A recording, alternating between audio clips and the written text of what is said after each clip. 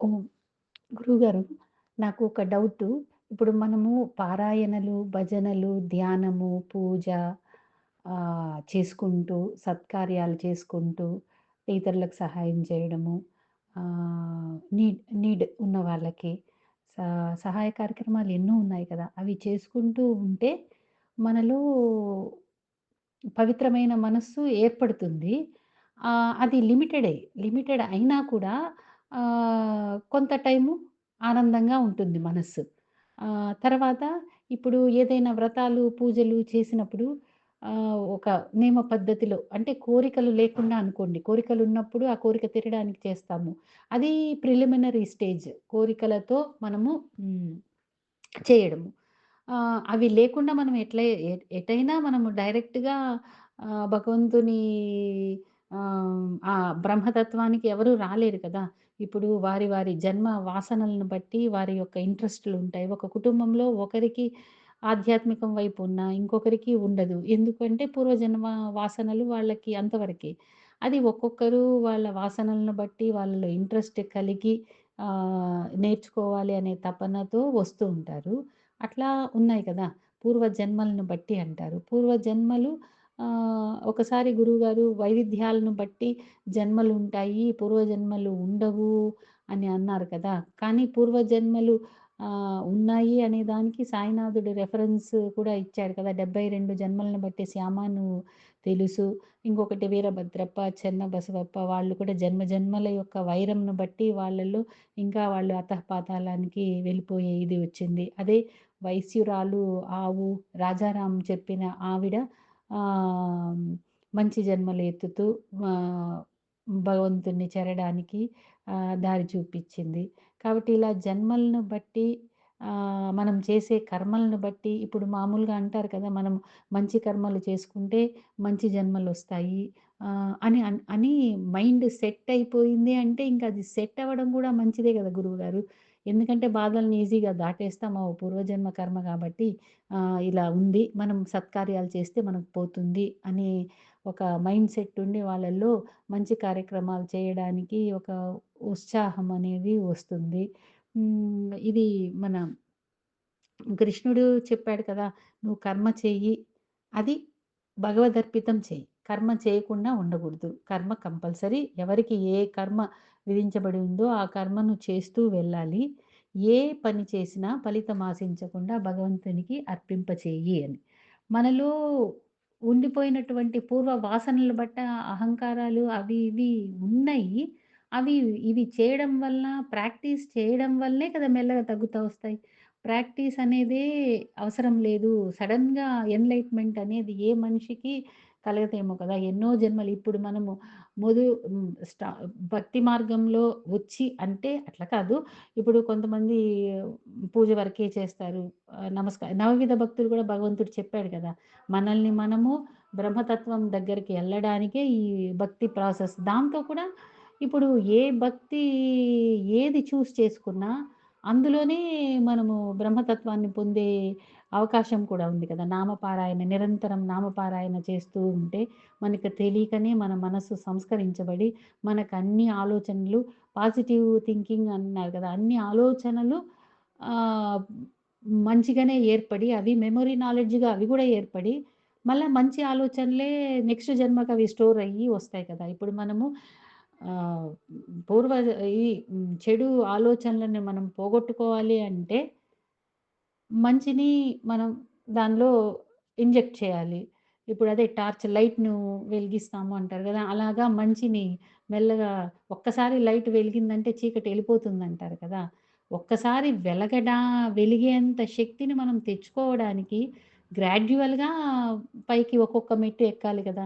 ఇప్పుడు ఎవరైనా గానీ అందుకనే కదా మనం ఈ హిందూ దీంతో ఆహ్, ఇన్ని రకరకాల పూజలను ఆహ్, ర ఇప్పుడు కొంతమంది జాతరల్లో బలివ్వడము జేస్తారు.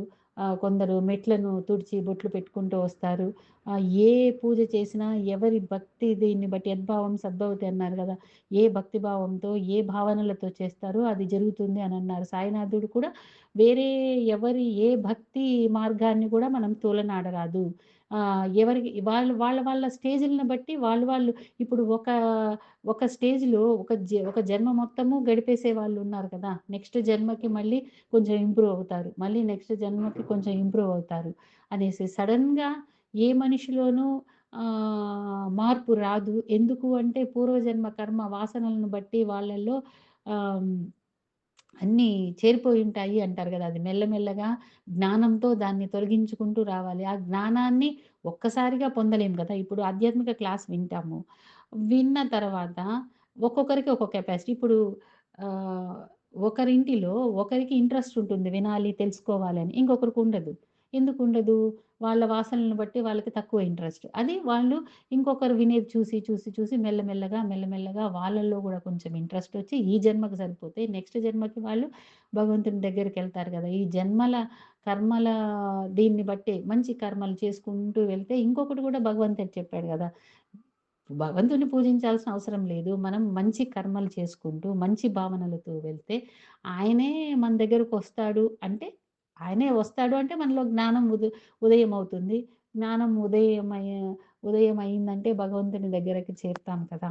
ఇలా ఎన్ని నవవిధ భక్తి విధానాలు, పూజలు, సత్కార్యాలు, ఆహ్, యజ్ఞాలు, దాన ధర్మాలు అవన్నీ చేస్తూ వస్తేనే ప్రతి మనిషిలోనూ యావగింజంతన్న మార్పు వస్తుంది అని. కాకపోతే ఇప్పుడు అవి చేస్తున్నారు. అది వేరే రకంగా ఎళ్ళిపోతుంది. నేనిది చేస్తున్నాను, అది చేస్తున్నాను, ఇట్లా చేస్తున్నాను, అట్లా చేస్తున్నాను అనే భావనలతో అవి ఎక్కువైపోయాయి.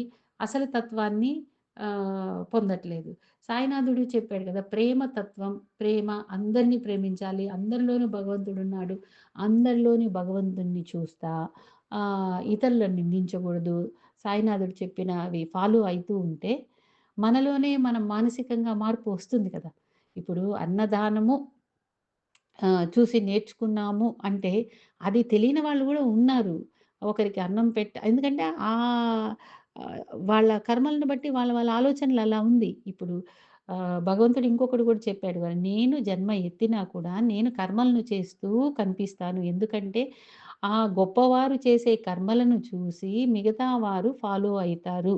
కాబట్టి నేను చేసేటప్పుడు కర్మలను చేస్తూ ఉంటే దాన్ని చూసి ఎవరైనా ఫాలో అయితారు. అట్లనే ఇప్పుడు గు ఎవ ఇప్పుడు గురువులుగా భావించిన వాళ్ళు కూడా కర్మలు చేస్తూ, ఇలా చేయండి, ఇలా చేయండి, ఇలా చేయండి. మీరు బ్రహ్మతత్వానికి దగ్గరగా ఎళ్తారు. ఒక్కసారిగా అందరూ బ్రహ్మతత్వానికి చేరుకోవడానికి అది పాజిబులే కాదు కదా! ఎందుకంటే వాళ్ళ మైండ్, వాళ్ళ ఇవి సాధనలతో ఇంతమంది ఇప్పుడు సాయినాథుడైనా, రమణ మహర్షి అయినా, మీరైనా ఎన్నో జన్మలు ఎత్తి సాధనలు చేసుకుంటా వచ్చి, ఒక జన్మలో ఆ చేసిన పూర్వజన్మల యొక్క ప్రభావం వలన ఒక్కసారిగా టార్చ్‌లాగా ఎన్‌లైట్‌మెంట్ అయ్యి ఎందుకంటే పూర్వజన్మంలో సంపాదించుకున్నటువంటి జ్ఞాన భాండాగారము ఒక్కసారిగా వస్తుందేమో అని నా మైండ్‌లో అలా అనిపిస్తుంది. ఎందుకు అంటే ఇప్పుడు సాయినాథుడు సరే దేవుడుగా వచ్చారు అనుకుంటే కూడా ఆహ్, హ్మ్, ఈ ఎన్నో జన్మలు నేను గురువుగారి దగ్గర ఇలా నేర్చుకున్నాను, ఇలా వచ్చాను, ఇలా చేశాను అంటారు. అదొకటి. ఇంకొకటి భగవంతుడు శ్రీకృష్ణుడు కూడా అన్నాడు గదా! నాకు మనిషికి ఎటువంటి భేదము లేదు. మీరు అజ్ఞానంతో అర్జునుడితో కూడా అదే అంటారు కదా! నేను నువ్వు జన్మలు ఎత్తుతూ వచ్చాము. నాకు ఆ ఎరుక ఉంది. ఆ జ్ఞానం ఉంది. నీకు అది లేదు. ఎన్నో జన్మలు ఎత్తాము. కాబట్టి ఆ జన్మల ఎరుక తెలుసుకోవాలంటే, మనం ఇలా కర్మలు చేస్తూ, నిస్వార్థ భావంతో ఉంటూ, ఇవి ఏవేవి చెప్పారో, అవన్నీ మెల్లగా పాటించుకుంటూ అన్నీ సాధనా క్రమము ప్రాసెస్సే కదా! ఇప్పుడు ఒకరంటారు వాళ్ళు దాంతోనే ఆనందంగా జీవితం గడిపేస్తారు. ఇంకొక పాయింట్‌లో కూడా ఇప్పుడు భక్తి భావంతోనే ఏ పని చేసినా భక్తి భావంతో చేస్తే వాళ్ళు డైరెక్ట్‌గా భగవంతుని పాదాల దగ్గరికి చేరే అవకాశం కూడా ఉంది కదా! ఈ సాధన ఇవే చేయాల్సిన అవసరం లేదు. ఒకడు నిస్వార్థమైన మనస్సుతో కల్మషం లేని మనస్సుతో వాడు చేసే పనిని వాడు చేసుకుంటూ ఎళ్తే కూడా భగవంతుడు వాడికి కనికరించి ఒక్కసారిగా ఎన్‌లైట్‌మెంట్ ఇస్తారు కదా! అది కాబట్టి ఏదైనా ఇది సాధన, ప్రాసెస్ అనేది ఇంపార్టెంట్ ఏమో. అది లేకుండా ఎలా ఎన్‌లైట్‌మెంట్ ఒస్తుంది అని నాకనిపిస్తుంది. అది అవసరం లేదు అంటున్నారు గదా! ఒక్కసారిగా ఎన్‌లైట్‌మెంట్ రావాలంటే పూర్వజన్మ ఆర్జిత పుణ్యకర్మలు అవన్నీ మన తోడు ఉంటేనే కదా ఎన్‌లైట్‌మెంట్ అవుతుంది. ఇప్పుడు మనకు మనకే అవగతమవుతుంది. మీ యొక్క సాయితత్వ భాషణలు విని, విని, విని, విని మనసులో మార్పు వస్తున్నది. అందరి స్పీచ్‌లు వింటూ, వింటూ, వింటూ, వింటూ ఉంటే ఆహ్, మార్పొస్తుంది. అదే ఇప్పుడు మనం కొంతసేపు వింటాము. తర్వాత మనకెంత కెపాసిటీను ఒక రోజుకి 2 గంటలు, 3 గంటలు వినేసేసి తర్వాత ఆహ్, ఈ అదెందుకంటే వాళ్ళకుండే కెపాసిటీ అంతే. అది విని తర్వాత ఇంకా చాలులే ఈ రోజుకి మళ్ళీ రేపు ఆధ్యాత్మికత విందాము అన్న పోతుంది. ఎందుకు? పూర్తిగా ఆహ్, పూర్తిగా దీంతోనే అంకితమయ్యేంత జ్ఞానం ఎప్పుడొస్తుంది? బ్రహ్మతత్వానికి దగ్గరకు పోయినప్పుడు ఇవన్నీ ప్రాసెస్‌గా చేసుకుంటూ వస్తే కదా! ఈ కర్మలని వీటిని ఆహ్, ఏ కర్మ చేసినా భగవదర్పితం చేసుకుంటా, చేసుకుంటా, చేసుకుంటా వస్తే ఈ పని చేస్తున్నాను. ఇది భగవంతునికి అర్పిస్తూ వస్తే మనలో మార్పొస్తుంది కదా! సడెన్‌గా ఎలా మార్పొస్తుంది అనేది నాకొక డౌటు గురువుగారు. ఇప్పుడు మన జీవితంలో చూసుకుంటే గూడా మనము ఒక 5, 6 ఏళ్ల ముందు ఉన్న పరిస్థితి, ఇప్పుడు పరిస్థితి ఎలాగుంది? ఇప్పుడు అన్నీ ఇవి భాషణలు గురువుగార్లది వింటూ, వింటూ, వింటూ, వింటూ వస్తే మనలో మార్పు సహజంగా వస్తూ ఉంది. నామ స్మరణ చేస్తూ వస్తే సహజంగా వస్తుంది.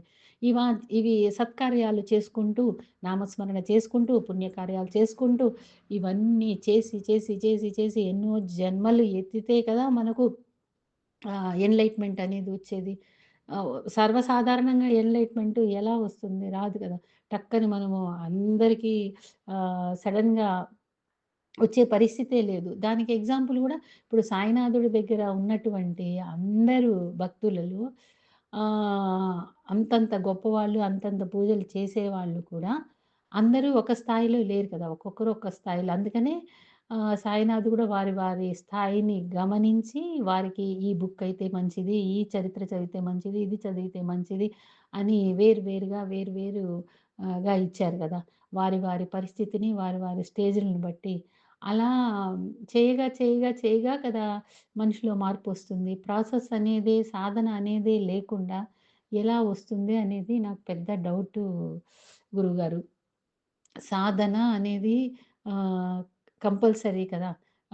మనం ఇష్టంగా ఎంతసేపు సాధన చేస్తామో, కొంచెం ఎక్కువ సాధన చేసి భగవంతుని తత్వాన్ని తెలుసుకుందాము అని మనస్ఫూర్తిగా సాధన చేసుకుంటూ వస్తే కదా! ఇప్పుడు కొందరు పూజలతోనే ఆహ్ చాలు అనుకుంటారు. ప్రసంగాలు వినలేరు. కానీ భగవంతుడు దాంతో కూడా దయామయుడై అన్ని రకాల నవవిధ భక్తులిచ్చి నువ్వు ఏదైనా ఏ మార్గంనైనా ఫాలో కా. దేంతో ఇష్టపడితే దాంతో మనస్ఫూర్తిగా చేస్తూ ఉంటే ఆయన పాదాల దగ్గర ఎళ్తాము అనేది అదే మనం జ్ఞానంతో. ఎందుకంటే మనలో జ్ఞానం వచ్చింది అంటే బ్రహ్మతత్వం వచ్చిందంటే ఎప్పుడు ఆనందంగా ఉంటాం. ఇప్పుడు ఏదైనా ఈ మాఘమాసం ధనుర్మాస పూజ, కార్తీక మాస పూజ చేస్తూ ఉంటారు. ఆ చేసినప్పుడు రోజు స్నానం చేసి, భగవంతుడు పూజ చేసి ఉన్నప్పుడు మైండ్ స్టేటస్ మామూలుగా ఉన్నప్పుడు చేసే మామూలుగా ఉన్నప్పుడు ఉన్న మైండ్ స్టేటస్ ఎటైనా కొంచెం వేరేగానే ఉంటుంది. అది నిత్యానందంతోనే ఉంటుంది. ఇప్పుడు సత్కార్యం చేసినప్పుడు అది లిమిటెడ్ అయినా కూడా కొద్దిగా ఆనందంగా ఆ టైం వరకు ఉంటుంది. అట్లా చేయగా, చేయగా, చేయగా, చేయగా వాళ్ళలో జ్ఞానం మెల్లగా ఉదయం అయ్యి, ఎప్పటికో ఉత్తమ స్థితికొస్తారేమో అని అలా అనిపిస్తుంది. లిమిటెడ్, లిమిటెడ్, లిమిటెడ్ సాధన, సాధన చేయగా, చేయగా ఎప్పుడూ ఆనందంగా ఉండే పరిస్థితి. ఇతరులను నిందించకూడదు. ఇతరుల లో భగవంతుడిని చూడాలి. హ్మ్. ఎవరు ఏం చేసినా దాన్ని పట్టించుకోకుండా ఆహ్, వారికి మంచే చేయాలి. అందరి గురించి మంచిగా ఆలోచించాలి. ఇట్లాంటివి చెప్పినటువంటి సూక్తులు అది సత్యసాయి కూడా చెప్పారు గదా! ఆహ్, ఇది love love ever hurt never అనేసి. అలాంటి వాక్యాలు మెల్లమెల్లగా, మెల్లమెల్లగా ఇంజెక్ట్ చేసి బుర్రకి దాన్ని దింపితే కదా వాళ్ళ పూర్వజన్మ వాసనలు పోయి ఒక ఉత్తమ మైండొచ్చి అప్పుడు బ్రహ్మతత్వాన్ని యాక్సెప్ట్ చేసే శక్తి వస్తుంది. మనకు ప్రియమైనవి, అప్రియమైనవి ఏవి అని చెప్పాడు. దానగుణం పెంచుకోవాలి, పిసినారితనం ఉండకూడదు. ఇవన్నీ రోజు ప్రాక్టీస్ చేసుకొని దానగుణం ఇప్పుడు తెలియని వాళ్ళు దానగుణం చేయాలని ఒక పద్ధతిగా అయినా చేయడం జన్మ జన్మకి చేయడం వల్ల అందులో దానికి అలవాటు పడిపోయి కంపల్సరీ అదొక ఆనందాన్ని ఇస్తోంది అని చెప్పే బుద్ధితో దానగుణం పెరుగుతుంది. పిసినారితనం పోతుంది. అలా చేయగా క్రమానుసారంగా వస్తుంది కదా! అనేది ఒక డౌట్‌గా ఉంటోంది నాకు గురువుగారు. అదనమాట. ఓకే గురువుగారు. గురువుగారు ఇవి నాకేంటో ఇవి చిన్న ప్రశ్నలుగా అనిపించి, వేరే వాళ్ళనెవరినైనా అడుగుతూ మీ స్థాయికి వచ్చి అడగాలి అనే ఆశ ఉన్నింది. కాకపోతే సాయినాథుడు గూడా చెప్పాడు కదా! అది వేరే వాళ్ళని అడగకూడదు. మనం గురువు అనుకున్న వాళ్ళని డైరెక్ట్‌గా అది చిన్న ప్రశ్న అయినా, పెద్ద ప్రశ్న అయినా గురువుగారిని అడిగి తెలుసుకుంటేనే మన మానసిక పరిస్థితి మనం ఎంత స్టేజ్‌లో ఉన్నాము అనేది గురువుగార్లకి తెలిసి మన యొక్క హ్మ్. ప్రోగ్రెస్‌కి దోహదం చేస్తారు అన్న వాక్యము గుర్తొచ్చి నేను ఇవి పెడుతున్నాను గురువుగారు. ఎందుకంటే నాలోనూ అదే ఫీలింగు ఉంది. ఏ ఏ ప్రశ్న నాకిది డౌట్ అవుతుంది. కానీ ఇది గురువుగారిని అడిగితే చిన్న ప్రశ్నగా ఉంటుందా అనే ఆలోచనతోనే ఆగిపోయాను. కానీ ఇది జనరల్‌గా అని ఓపెన్ చేశారు కదా! ఏదైనా అడగవచ్చు అని. చాలా రోజులుగా నేను మనసులో అనుకుంటున్నా ఇవన్నీ గురువుగారిని అడగాలి. గురువుగారికి టైం ఉంటుందో లేదో అనేసి. కానీ ఇవి తీర్చుకోవాలి గురువు దగ్గర దీని యొక్క ఆన్సర్‌లు తెలుసుకోవాలి. ఇది కరెక్టా? కాదా? అనేది అడగాలి అనుకుంటున్నాను. కానీ ఎప్పుడు అడగాలి? ఏంటి అని నాకు తెలియలేదు. ఇది జనరల్‌గా ఓపెన్ చేశారు కాబట్టి ఆహ్, అందుకని అడిగాను గురువుగారు. ఓకే గురువుగారు. జై సాయినాథ్. గాయత్రి గారు, ఇవాళ పొద్దున్నే మీ యొక్క మెసేజ్ విన్న తర్వాత నా మనసులో అనిపించిందేంటంటే, ఒక బంగారు తల్లి మాట్లాడినట్టుగా అనిపించింది నాకు. నేను దేనికోసం జీవితాంతం ఎదురు చూశానో, దాన్ని నా గురువు యొక్క అఖండమైనటువంటి కృపా విశేషం చేత నేను పొంది పరమానందమైన జీవితాన్ని జీవిస్తున్నాననేది నగ్న సత్యం.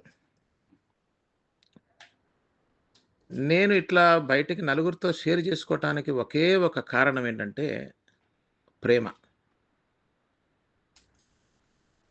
మనిషి బాధపడకుండా జీవించడానికి అవకాశం 100% ఉన్నది. అది నేను అనుభవిస్తున్నప్పుడు నా తోటి వాళ్ళు దాన్ని కావాలి అనుకుంటున్న వాళ్ళు, తోటి వాళ్ళంటే మానవులందరూ కాదండి. అది కావాలని పాపం ఎదురు చూస్తూ తపన పడుతూ నేను ఎంత తపన పడ్డానో, ఎంత వెతుకులాడానో, ఎంత వెంపర్లాడానో దానికోసం నాకు తెలుసు, సాయిబాబాకు తెలుసు.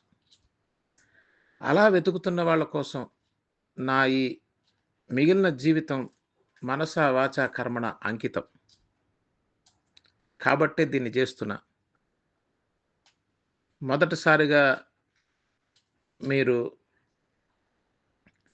ఇంత ఓపెన్‌గా అడగటం అనేటువంటిది చాలా చాలా మనసుకి ఆనందం కలిగించింది. ఎందుకంటే మీ భావనని మీరు తెలియజేస్తూ ప్రశ్నించటం అనేది ఆ స్వతంత్రాన్ని మీరు ఫీల్ అయ్యారు చూసారా? అది ఒక అద్భుతమైనటువంటి ఒక స్టెప్ అండి. మీలాగే ప్రాణం పెట్టి దీన్ని తెలుసుకోవాలనుకునే వాళ్ళు కొద్దిమంది మన గ్రూప్‌లో ఉన్నారు కాబట్టే నేను దీన్ని కొనసాగిస్తున్నా. లేకపోతే నేను దీన్ని అనవసరంగా చేయను. ఎందుకంటే ఇది అమృతం. సాక్షాత్తు జగన్మాత అనుగ్రహం ఉంటే తప్ప ఆ మాయ తొలగదమ్మా. కేవలం నేను చెప్పినంత మాత్రాన, మీరు విన్నంత మాత్రాన జరిగేటువంటి విషయం కాదు. దీనికి పరిపూర్ణంగా జగన్మాత మొదట ఆశీర్వదించి ఆమె మార్గం చూపించాలి. ఎక్కడికి? అయ్య దగ్గరికి. అంటే అయ్య అంటే జ్ఞానస్వరూపం. అక్కడికి వెళ్ళటానికి అమ్మ తన మాయని తీయాలి. అది ఎవరికి జరుగుతుంది అంటే మీలాగా అంత భయభక్తులతో, వినయ విధేయతలతో, తెలుసుకోవాలనే తపనతో, నిజాయితీతో మీరు అడిగినటువంటి అనేకమైనటువంటి ప్రశ్నలు, మీరు మీ అభిప్రాయాలు, మీరింతకాలం విన్నవి అన్నీ కూడా చక్కగా వ్యక్తం చేశారు. అయితే ఇప్పుడు మీరు వ్యక్తం చేసినది మొత్తం అంతా అది మనకి ఇప్పుడు దాకా విన్నటువంటిది, మీరు పుట్టిన దగ్గర నుంచి ఇప్పుడు దాకా మీరు సమాజంలో వింటున్నది, కంటున్న దాన్ని యొక్క సమాహారమే మీరు చెప్పిందంతా కూడా. మీరు చెప్పినవి, మీరు అడిగినవన్నీ, మీ అభిప్రాయాలను వెలుబుచ్చినవి, మీరు ప్రశ్నలు అన్నీ కూడా ఎక్కడి నుంచి వచ్చాయంటే, ఇంతకాలం మనం విన్నవి అంతే కదా, విననివి మనం మాట్లాడలేంగా. విన్న వాటిలో నుంచి మీకు వచ్చినటువంటి అనేక సందేహాలు ఉన్నాయి. చాలా చాలా సంతోషం. నా సాయశక్తుల ప్రయత్నం చేస్తా ఇప్పుడు, ఇక ముందు కూడా. ఒక భరోసా నేను ఇచ్చేదేనంటే, మీలాగా ఆ శ్రద్ధ, ఆ భయభక్తులు ఉన్నవారికి ఖచ్చితంగా ఆ జ్ఞానం వస్తుందమ్మా. ఎందుకంటే ఆ మార్గంలో నేను ప్రయాణించిన వాడిని. అది లేకుండా, ఆ రిసెప్టివిటీ లేకుండా నేను చెప్పినా కూడా మీకు అర్థం కాదు. మీరు మాట్లాడిన దాన్ని చూసిన తర్వాత మీకు ఖచ్చితంగా మీకు అర్థమవుతుందనే ఉద్దేశంతో మీకు చేస్తున్నాను. నాకు అవగాహన కలిగినంత వరకు మీరు చెప్పిన దాంట్లో మీరు ఒక మాట పదే పదే ప్రస్తావించడం జరిగింది. ఏంటంటే, అది ఒక్కసారిగా ఎట్లా వస్తుందండి, అది క్రమంగా రావాలి కదా. ఇది మానవులందరికీ ఉన్నటువంటి ఒక అభిప్రాయం అండి. అంటే మనం దాన్ని కండిషన్ అంటున్నాం. ఒక అభిప్రాయం అంటే ఒక నమ్మకం. ఇది ఎక్కడి నుంచి వచ్చిందో మనం జాగ్రత్తగా ఆలోచిస్తే మన జీవితంలో నుంచే వచ్చిందిది. చూడండి, బాహ్య ప్రపంచంలో నేనేదైనా సాధించాలి అనుకుంటే అది తక్షణం అసలు సాధ్యమే కాదు. ఉదాహరణకు నేను సైకిల్ తొక్కాలనుకోండి, సైకిల్ నేర్చుకోవాలనుకోండి, ఒకసారి వస్తుంది అది. కొద్ది కొద్దిగా ప్రోగ్రెస్ అవుతూ నేను వెళ్తా కదా. అట్లాగే మీరు ప్రపంచంలో దేని పర్ఫెక్షన్ అయినా సరే క్రమంగానే జరుగుతుంది. ఆల్ ఆఫ్ ఏ సడన్‌గా అసలు ఏది జరగదు. ఇది మనందరికి అనుభవంలో ఉన్నది. ఇప్పుడు ఈ క్రమంగా రావాలి అనే భావనలో మీరు చెప్పినటువంటి విషయం అంతా కూడా దాని కిందకే వస్తుంది. ఇప్పుడే ఎక్కడొస్తుంది? కొన్ని జన్మలు పడుతుంది కదా. ఒక్కసారిగా ఎట్లా వస్తుంది? కరెక్టే. ఒక్కసారిగా ఎట్లా వస్తుందనేది బాహ్య ప్రపంచంలో 100% పర్ఫెక్ట్. నేను ఇక్కడి నుంచి అక్కడికెళ్ళాలి. ఒక్కసారి ఇక్కడి నుంచి గెంతలేనుగా. నడుస్తూ వెళ్ళాలి. క్రమంగా టైమ్ ఈజ్ ఇన్వాల్వ్డ్ అండి. దిస్ ఈజ్ ద సైన్స్ అండి నేను మాట్లాడేది. ఎవరో చెప్పిన అభిప్రాయానికి ఏ విలువ లేదసలు. ఎవరు చెప్పినా నమ్మకూడదు ఫస్ట్ మనం. ఎందుకనంటే దాన్ని ప్రశ్నించాలి. గుడ్డిగా నమ్మటం వల్ల మనకు అనేక భావాలు మనల్ని పీడిస్తాయి. మనం ఎప్పుడు ప్రశ్నిస్తామంటే, ఇప్పుడు మీలాగా శ్రద్ధ ఉన్నప్పుడు దాన్ని ప్రశ్నిస్తాం. అదేమిటి ఇలా విన్నాం కదా ఇప్పటి వరకు, తప్పు లేదు దాంట్లో. అలా ప్రశ్నిస్తేనే దానికి క్లియర్ అవుతుంది. ఈ క్రమంగా వెళ్ళాలి అనేటువంటి భావన పుట్టింది మన జీవితంలో. బాహ్య ప్రపంచం మాత్రమే మనకు తెలుసు కాబట్టి ఆ బాహ్య ప్రపంచంలో నుంచే వస్తుంది. నిజంగా మనకి బాగా శ్రద్ధ, బాగా ప్రేమ, ఇది ఖచ్చితంగా కావాలి, ఇది నాకు టాప్ ప్రయారిటీ అన్న విషయం పట్ల మన మనస్సు పోస్ట్‌పోన్‌మెంట్ తర్వాత వస్తే బాగుంటుంది అనేది ఉంటుందా అండి? వెంటనే వస్తే బాగుంటుందా? అంటే బయట అవకాశం లేదు కాబట్టి దాన్ని త్వరగా బాగా ప్రాక్టీస్, రెగ్యులర్‌గా ప్రాక్టీస్ మళ్ళీ చేస్తూ ఉంటాం మనం. అంటే చాలా ఇంపార్టెంట్ విషయం అండి. ప్రపంచం అంతా కూడా బేస్డ్ ఆన్ టైమ్. ఇదొక పెద్ద విషయం అండి. బేస్డ్ ఆన్ టైమ్ ఉంటుంది బయట ప్రపంచం అంతా. మనం పెరగాలంటే టైం కావాలి. ఓ పని కావాలంటే టైం కావాలి. ఒకటి అర్థం చేసుకోవాలంటే టైం కావాలి. దేనికైనా టైం కావాల్సిందే బాహ్య ప్రపంచంలో. కానీ బాహ్య ప్రపంచంలో ఏం చేస్తున్నామండి మనం? సాధిస్తున్నాం కదా. ఒకదాన్ని సాధించాలంటే సమయం అవసరం. That's a logical thing. ఇంతవరకు మనం ఎప్పుడూ చూడనటువంటి మన ఆంతర్యం మనలోకి మనం చూస్తున్నాం. మనం ఏంటో మనం తెలుసుకోవడానికి ప్రయత్నం చేస్తున్నాం. అది ఉన్నదే, సాధించేది కాదు. Already existing one. ఎప్పుడూ ఉన్నటువంటిది అది. ఉన్నదాన్ని కనాలి, అంటే చూడాలి. అంతే అక్కడ జరగాల్సింది. ఏంటది? ఆల్రెడీ నీవి ఎవరో అనేది ఉన్నదే కదా! అది వచ్చిపోయేది కాదు. ఈ మాటలు వినే ఉంటారు. ఎందుకంటే బయట బాహ్యంగా మనం చాలా వినేసాం. అదంతా కూడా కండిషన్ చేయబడింది. అది ప్రాబ్లమ్.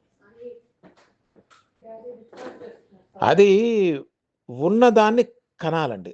ఎప్పుడైనా సరే మనం ఏది సాధించినా బాహ్య ప్రపంచంలో సాధించడానికి సమయం పడుతుంది. సాధించింది పోతుంది. ఎందుకని? వచ్చింది గదా! వచ్చిందంటే ఉన్నదొచ్చిందా? లేనిది. మనం లేనిది సాధించాం గదా! అది వచ్చిందంటే పోతుంది ఖచ్చితంగా. మనం జన్మించాం, పోతాం. ఏది? మనం అంటే ఇక్కడ శరీరం అనే భావనండి. కాబట్టి ఏదేది వస్తున్నదో అదంతా కూడా పోతూనే ఉండాలి. ఇది రూల్. ఇది సృష్టిలో అన్నిటికీ సహజం. చూసుకోండి, ఏదేది వస్తున్నదో అది మొత్తం జగత్ అంటే జాయతే గచ్చతి. వస్తుంది, పోతుంది. వస్తుంది, పోతుంది. అక్కడ అది కరెక్ట్. కానీ మన తత్వం, ఋషులు మనకు చెప్పిన సత్యం ఏంటంటే, నీవు వచ్చిపోయేవాడివి కాదు. నీవు ఎప్పుడూ ఉండేటువంటి వాడివి అనేటువంటిది పరమ సత్యం అండి. అయితే మనం ఇక్కడ ఈ ప్రోగ్రాంలో ఏం చూస్తున్నామంటే, కాన్సెప్ట్స్ మనం చూడటల్లా. అక్కడక్కడ విన్న వాటిని మనం చర్చ చేయటల్లా. సూటిగా అసలు సత్యం ఏమిటి అనేది మనం దర్శనం చేస్తున్నాం. అసలు దర్శనం, అసలు వాస్తవం, ఆ సత్యం ఏంటి అనేది ఉన్నదా, లేనిదా, లేకపోతే వచ్చేదే? అంటే ఉన్నదే. అది వచ్చేది కాదు, పోయేది కాదు.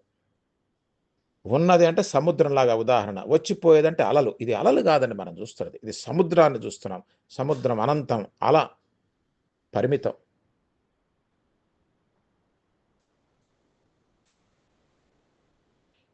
కొంచెం మనం లాజికల్‌గా ఎఫర్ట్ పెడితే మనకు సత్యం తెలుస్తుంది. అంత అమృతత్వాన్ని నేను పోస్ట్‌పోన్ చేయగలనా అండి? చేయలేను. అలా నేను చేయలేను భగవంతా, గురుదేవా నా వల్ల కాదు, నేనింక వెయిట్ చేయలేను. నాకు అది ప్రాప్తించాలని మనస, వాచ, కర్మణ కళ్ళ వెంట నీళ్లు ఎవరు పెట్టుకొని కూర్చుంటారో వాళ్ళకి బోధించాల్సిన విద్య నేను మీకు బోధిస్తున్నాను. ఇప్పుడు మీకు కొంతవరకు అర్థమైందనుకుంటా. క్రమంగా సాధించేది బాహ్య ప్రపంచంలో. ఎందుకని? అది సాధించాలి కాబట్టి చేస్తున్నారు. ఇది సాధించేది కాదండి. ఇది ఉన్నదాన్ని చూడటం. ఉన్నదాన్ని చూడటానికి సమయం ఎందుకు? ఇది అర్థమైతే తప్ప సాయిబాబా చెప్పినటువంటిది love all. How do you love all?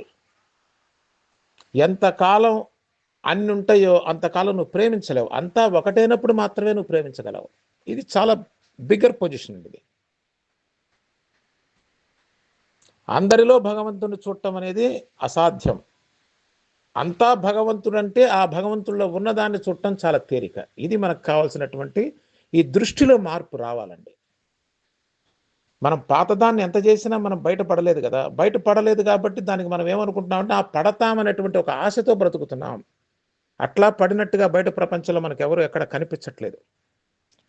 అట్లా బయటపడిన వాళ్ళు ఎవరన్నా ఉన్నారు అంటే దాన్ని నిగ్గదీసి, నిలదీసి నాకు ఇప్పుడే కావాలని మారాన్ చేసిన భక్తుడు కూడా భగవంతుని చేరాడు. అలా నిగ్గదీసిన వాడు గురువు దగ్గర నేర్చుకున్నవాడు కూడా దాన్ని పొందాడు. కాబట్టి గురువు దగ్గర మనం చేయాల్సింది ఏంటంటేనండి,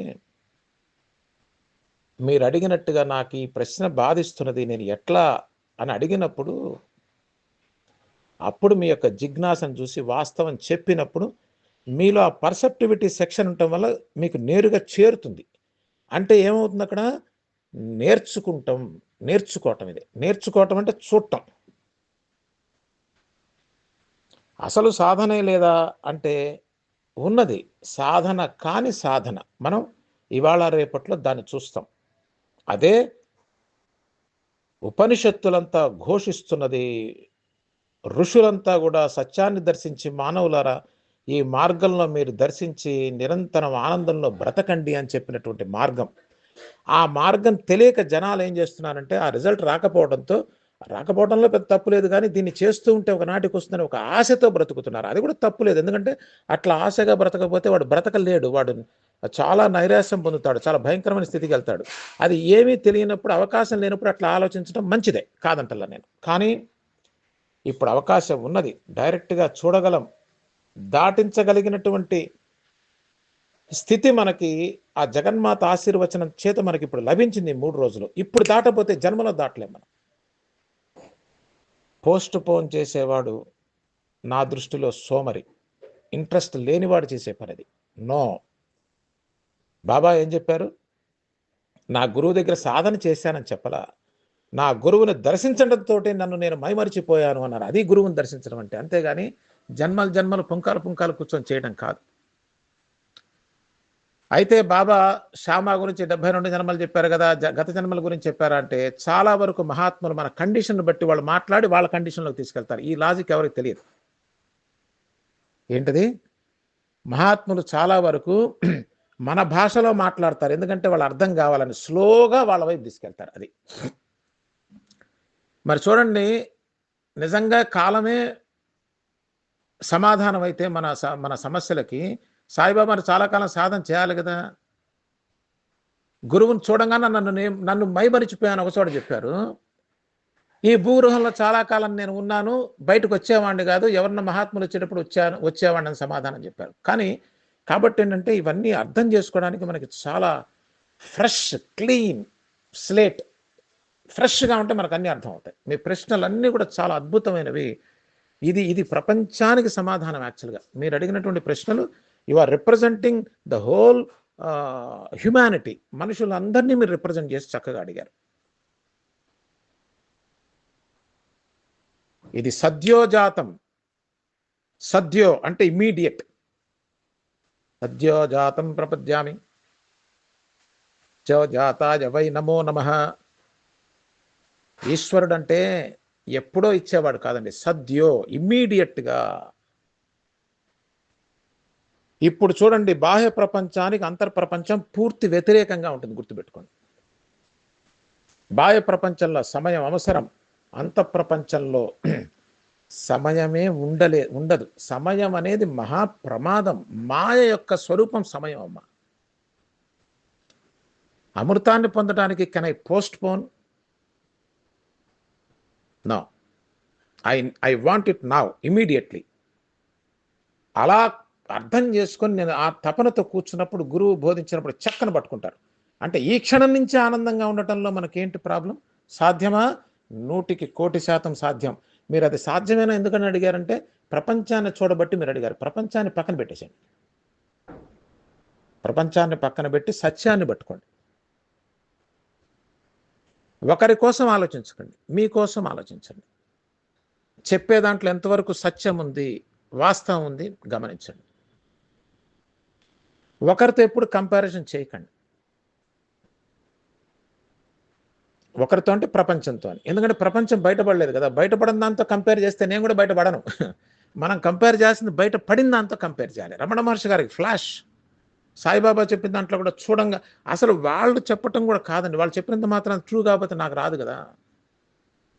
మనకి నిన్న చెప్పిన దాని యొక్క ఆలోచన యొక్క పరిమితి నాకు అర్థమైతే, ఇక ఆలోచన నన్ను బాధిస్తుందా? ఇది కదా మనం గ్రహించి నేర్చుకోవాల్సిన విషయం. దీన్ని గమనించకుండా, దీన్ని నేర్చుకోకుండా మనం తెలిసిన విషయాల్ని మళ్ళీ అడగటం తప్పు లేదు, కానీ అది అడిగితేనే అవి పోతాయి. మీరు చాలా మంచి పని చేశారు, అది అడగటం అనేది చాలా మంచి పని. I really appreciate me honesty.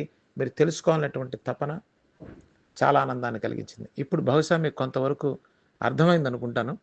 అయితే ఆ కండిషన్ ఉంటుంది కాబట్టి కొంచెం సమయం పట్టచ్చు ఇక్కడ, దట్ ఈజ్ ఓకే. ఈ సమయం ఎందుకంటే అసలు సమయం లేని స్థితికి వెళ్ళటం కోసం. అట్లా అని చెప్పి సాధన లేదు అని అనుకోకండి పూర్తిగా. ఇందాకన్నట్టుగా మనం చేసే అది సాధన కాని సాధన, ఏదో సాధించటం కోసం చేసే సాధన కాదు. వాస్తవంలో నిత్యం ఉండేటువంటి విధానం, దాని సాధన అని అందామంటారా? అనండి, తప్పులేదు. కాలం పడుతుందా? పట్టదు.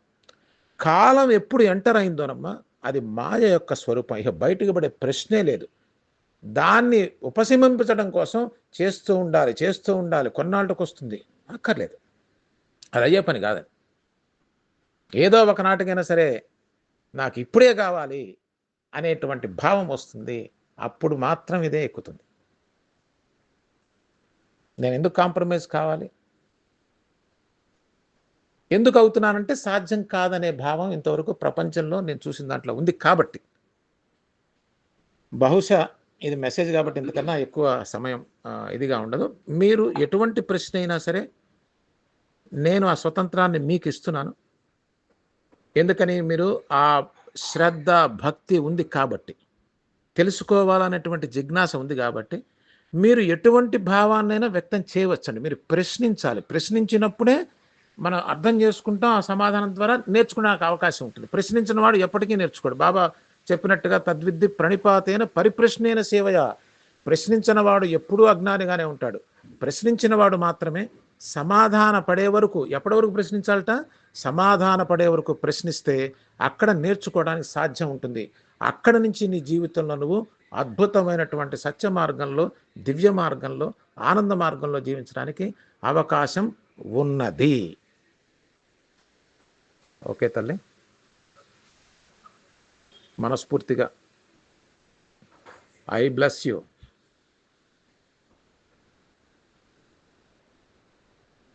Very very happy